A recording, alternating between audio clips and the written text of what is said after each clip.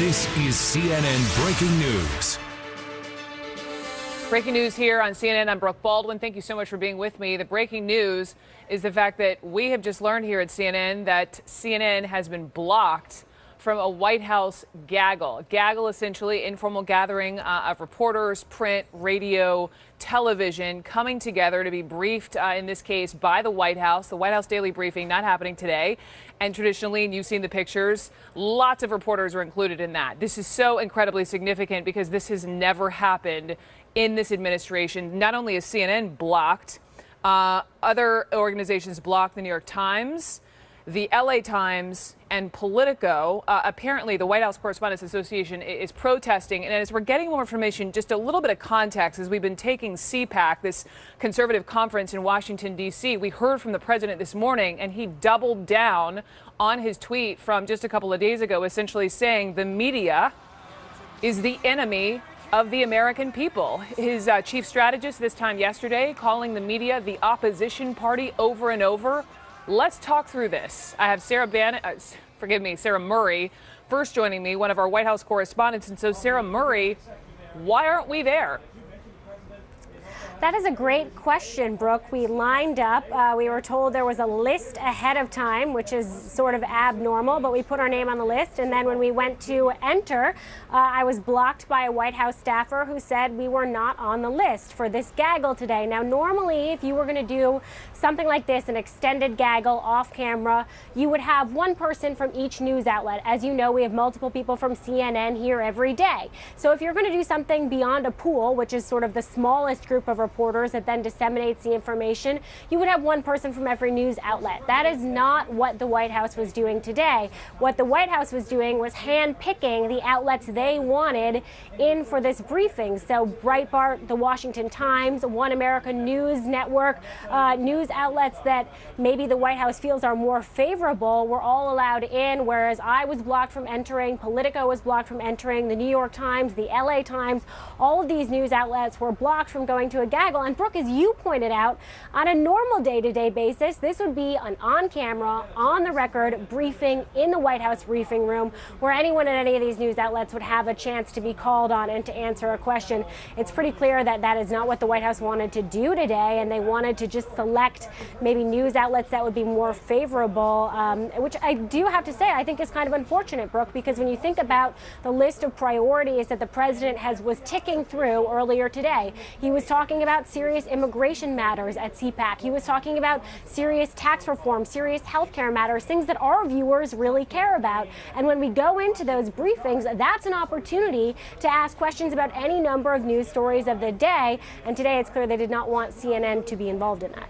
The story that CNN broke about the FBI and the White House talking when they absolutely shouldn't have been because of this investigation. So this is not okay. Go ahead, Sarah. Well, and that's the other thing is, the White House is clearly incensed over this excellent CNN reporting about conversations between the White House chief of staff and senior officials in the FBI. In fact, senior administration officials held a gaggle here this morning for almost 45 minutes discussing it. The odds that that story is not yet coming up again, that those Russian contacts are not yet coming up again, are very slim, and yet they've decided to exclude CNN, the news organization that broke that story, from this gaggle, which is also, of course, disconcerting. Sarah Murray, don't go too far. I may come back to you. Let me bring in Jeff Mason, the president of the White House Correspondents Association, who I mentioned off the top. They are protesting this whole thing. This is not okay, is what I keep hearing myself think when I'm just learning this, like the rest of us. Jeff Mason, what did the White House tell you all? Why is this happening?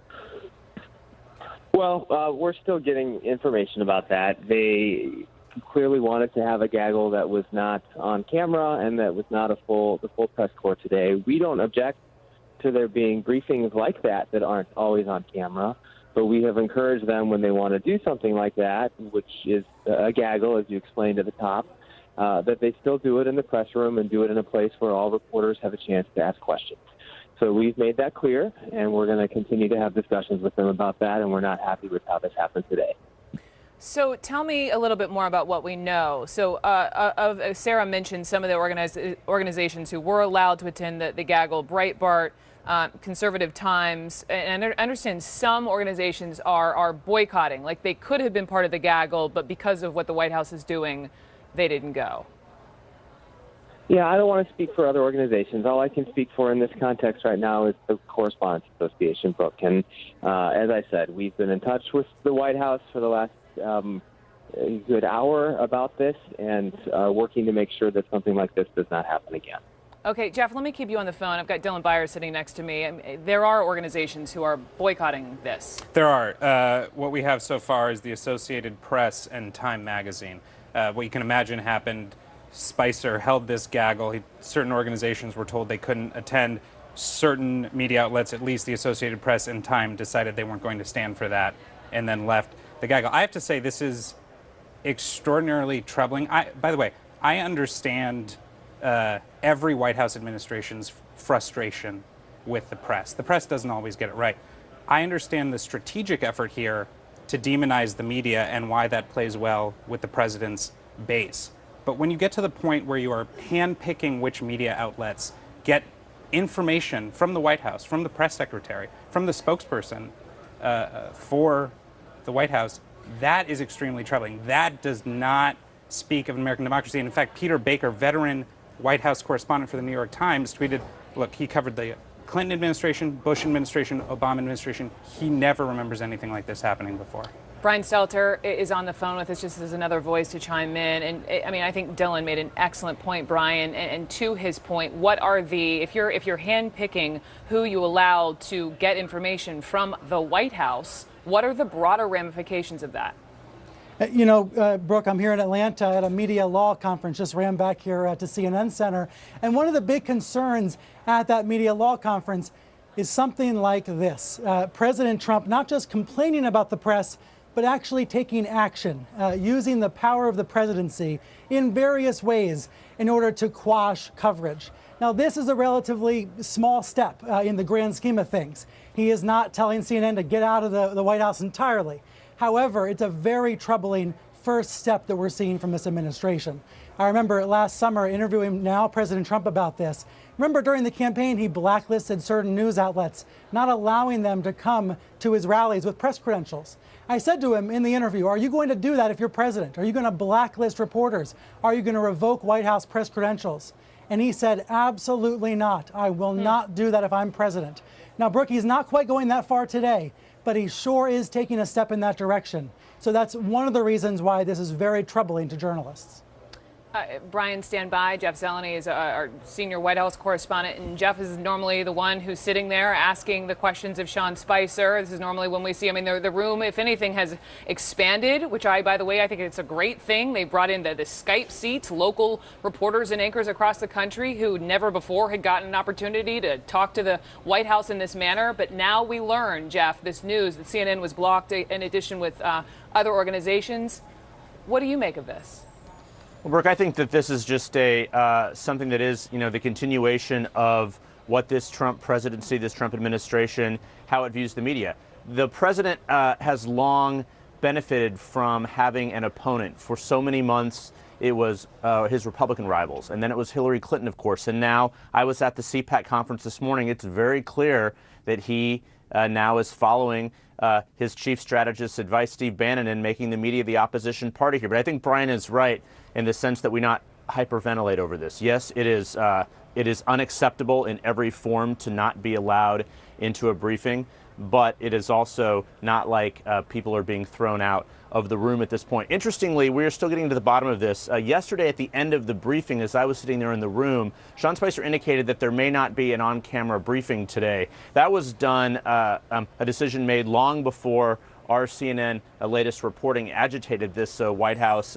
It was largely going to be done, I was told, because they wanted the president's CPAC speech to sort of speak for itself. And that is not all that unusual. There's not a press briefing every day.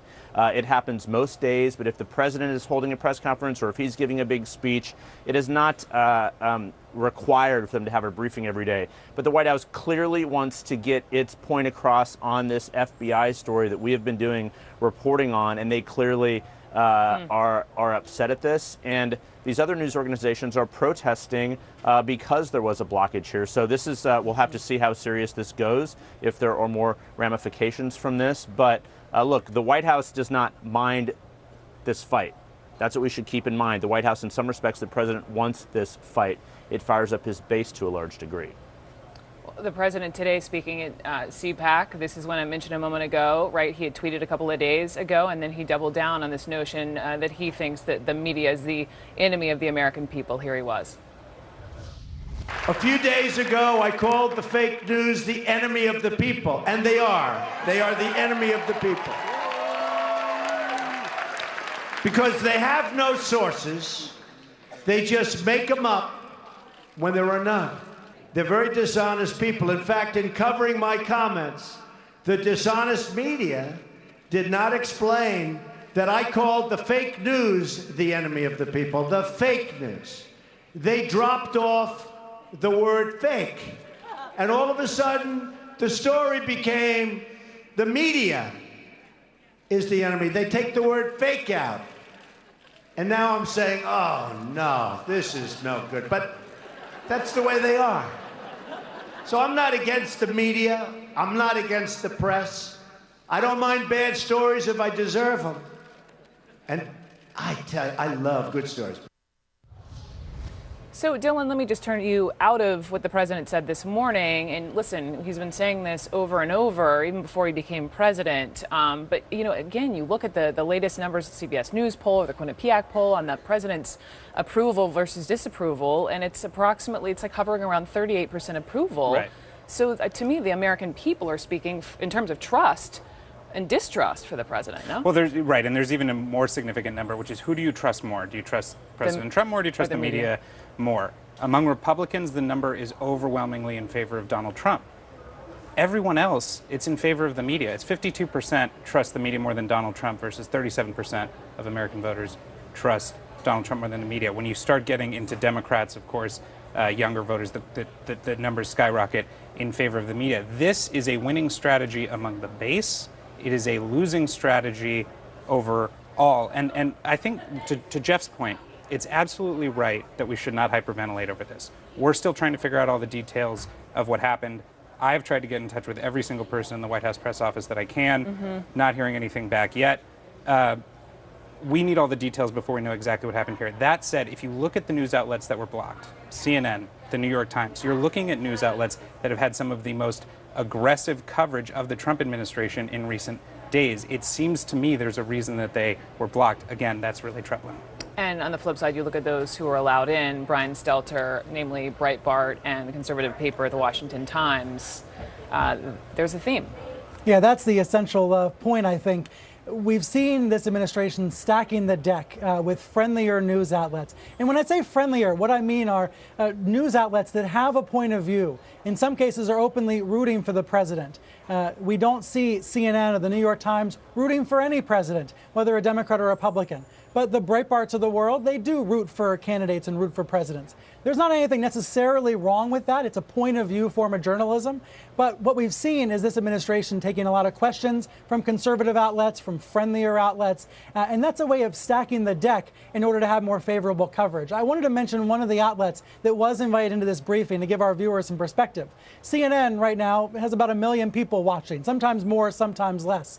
OANN, One America News, one of the channels brought into this briefing, is so small it doesn't have Nielsen ratings. And yet the White House is giving it a lot of access because it views it as a friendlier outlet. So that's an example of a sort of imbalance. When you talk about the New York Times and the CNNs of the world, you might think they're biased, you might think they're not fair, but they're among the biggest news outlets in the country. And that's why all administrations, whether Clinton, Bush, Obama, would allow that kind of access to the big news outlets that cover every White House. That's why we didn't see President Bush take this kind of action, or before him, President H.W. Bush or President Reagan. They recognized the importance of reaching big news outlets and speaking with those journalists that speak on behalf of the public. So that's the challenge here. We're seeing a norm, not among Democrats or Republicans. This is bipartisan in the past, fair treatment of a variety of news organizations. And President Trump is challenging that by blocking these news outlets today.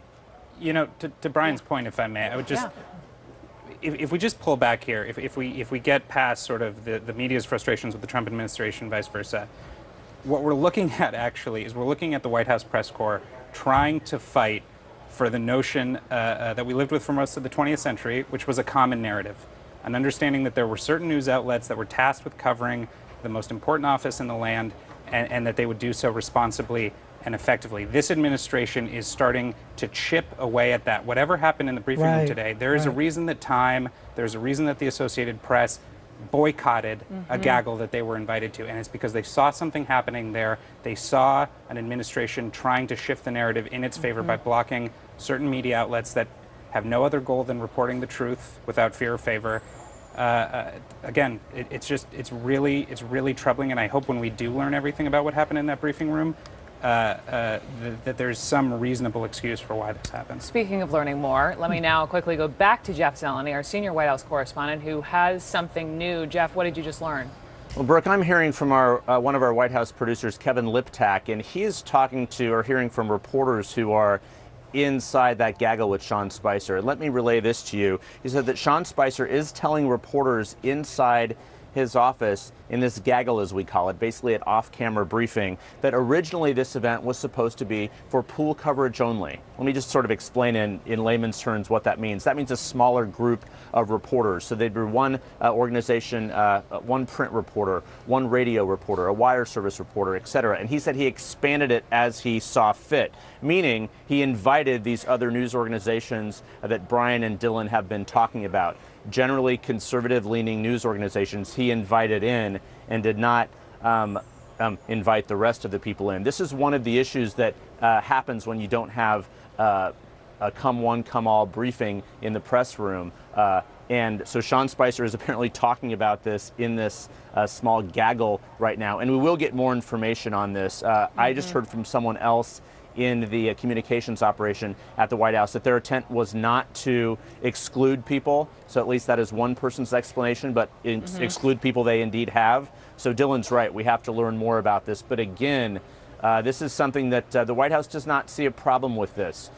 We've seen throughout the course of this week, the administration is fine with picking these fights because it A, is a distraction for them, and B, it does indeed fire up some of their base.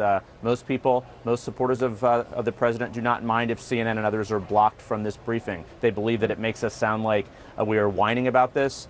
We indeed, on a beautiful day here in Washington, have other things to do, but we are there to ask questions on behalf of the American people and report this. So that's a little bit of context here. But again, let's wait until all this unfolds. This is happening in real time here, and let's get back to you when we know more on this, Brooke. Okay, Jeff Zeleny, thank you. I've got the other Jeff still on the phone, Jeff Mason, president of White House Correspondents Association. So Jeff Mason, I just want your reaction to, Zeleny's reporting on that the White House was saying this was a pool report. They did not mean to exclude people, that they don't see a problem with this. Your response to that?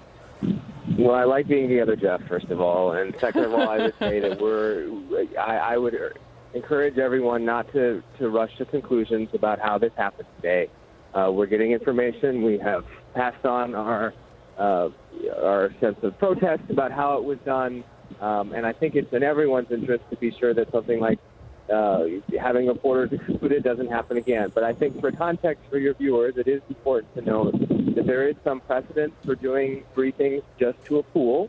On Air Force One, for example, there's just a pool on the plane that is briefed by the press secretary or White House officials or even the president, and then that information is shared with the rest of the press corps. In this case, because it's at the White House and it's on a working day where many other people in the press corps are available, we encourage them to make any kind of briefing they have, be it what we call a gaggle or a regular televised briefing, to be open to the full press corps. And that's what we did today, and that's what we'll continue to do.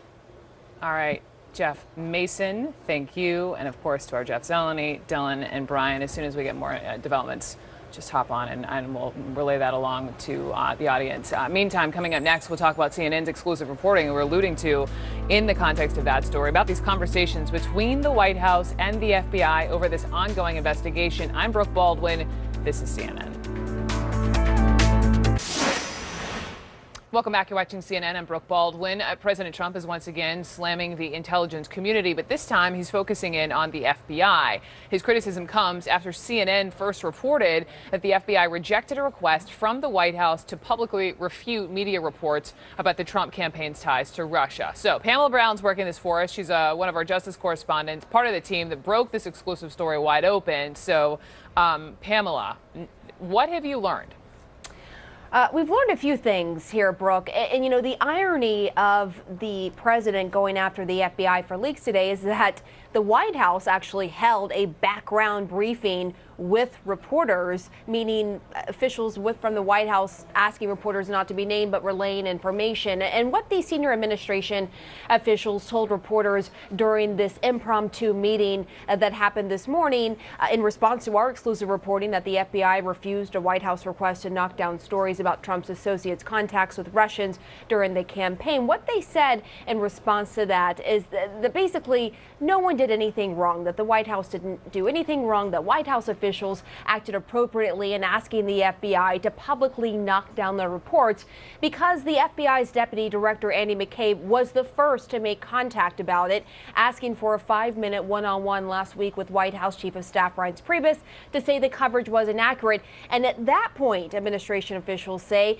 Priebus asked what could be done, and these officials say that after that, Priebus spoke by phone with both McCabe and the FBI Director James Comey, and the FBI declined to speak publicly because, quote, the FBI could not get into the position of making statements on every story. But adding to this drama, Brooke, administration officials say Director Comey gave the okay to Priebus to go out and say top intelligence officials say the New York Times report was untrue. The FBI has declined to comment, Brooke. How unusual is just even the interaction, given the fact that this investigation is going on, just even for the FBI and the White House to be talking about this? It's very unusual. The communication between the White House and the FBI is supposed to be restricted because of a decade-old restriction on such contacts specifically laid out in these two Department of Justice memos. So if McCabe, the Deputy Director of the FBI, said this to the White House, he may have overstepped since it is an ongoing investigation, as you point out, not to mention an investigation involving the president's associates in Russia. A U.S. official says McCabe did not discuss aspects of the case but wouldn't say exactly what he told Priebus. And the request from the White House is a violation of procedures that limit communications with the FBI on pending investigations. Now, of course, the White House says it wasn't asking about the investigation, it was asking about the New York Times article. But that article was all about this ongoing investigation that's happening as we speak in the FBI's counterintelligence division, looking at Donald Trump's associates' contacts with Russians during the campaign. Got it. Got it. Pamela Brown, thank you so much. Excellent reporting from your crew there in Washington. Let's broaden this out. I've got Larry Noble with me. He's the general counsel for the Campaign Legal Center and former general counsel for the Federal Election Commission. Also joining me, James Gagliano, a former FBI special agent who served as chief of staff for the assistant director of the FBI's New York office, who also had FBI Deputy Director McCabe working for him here in New York in the mid-'90s. So, gentlemen, welcome to both of you. And James, I want to, of course, ask you about Mr. McCabe in just a second. But first, just so we're all on the same page, based upon what Pamela just said, since this investigation is ongoing, her word was supposed to be restricted. Sure. Any kind of communication between the White House and FBI, that communication never should have happened, correct? Well, I mean, there are gray areas. And in most instances, if there's an investigation of the President of the United States, the FBI falls under the Department of Justice, which is sent as a part of the executive branch. Communications with the White House go through the counsel for the White House. They don't go directly to the president. Oftentimes they go to the vice president. In this instance, my understanding is what some of the communications were about between the chief of staff of the White House and with Deputy Director McCabe involved the New York Times article, which the White House pushed back on and said, hey, listen, it's not being sourced correctly, and we want to give our opinion on that, and can you change the optics? The FBI is not in the optics business, so I'm certain, knowing Andy McCabe for 20-plus years, he's a straight shooter. I'm sure he pushed back to the chief of staff and said, respectively speaking, sir, that's not our business. But to Pamela's point, I mean, they should never have been talking about the investigation, and if they're saying they were talking about the article, but the article was all about the investigation, therefore they were kind of talking about the investigation. Sure, but you also understand that the FBI director goes to the Oval Office, if not daily, at least a few times weekly to brief the president on things. If he doesn't go, the deputy director goes. So when you're in the West Wing and you happen to be passing somebody in the hallway, as this impromptu meeting has been characterized, I don't think it's outside the realm of responsible behavior to have a conversation and say, sir, we can't get into that. Okay, I want to come back to you on Deputy Director McCabe and you know, did he overstep or not? Larry, let me just ask you, because the president has tweeted about this, and in tweeting about it, sort of acknowledging that it happened, but comes down on the leaks. He tweets, quote, "The FBI is totally unable to stop the national security, quote, leakers that have permeated our government for a long time. They can't even find the leakers within the FBI itself. Classified information is being given to media that could have a devastating effect on the U.S." So he's fixating, Larry, I want you to just respond to the fact that what he's fixating on is the leak. Right, and that's the wrong thing for him to be fixating on.